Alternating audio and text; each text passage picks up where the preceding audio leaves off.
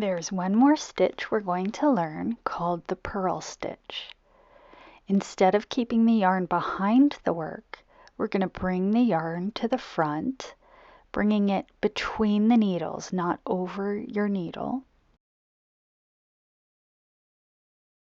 Normally for a knit stitch, we go into the stitch this way, but for a purl stitch, we're going to come from the other side.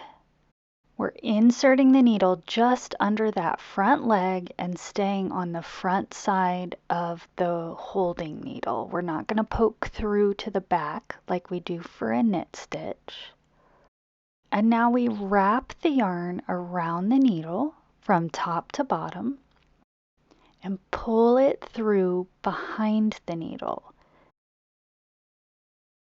Then when you set the stitch free, you're going to see this little purl bump. Again, I'm keeping my yarn in the front.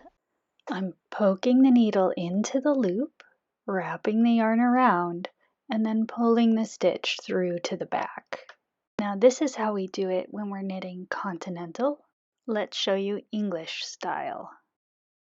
Bring the yarn to the front under the needle without bringing it over the needle. Insert the needle into the stitch purlwise. Wrap the yarn around from top to bottom and pull the stitch through to the back.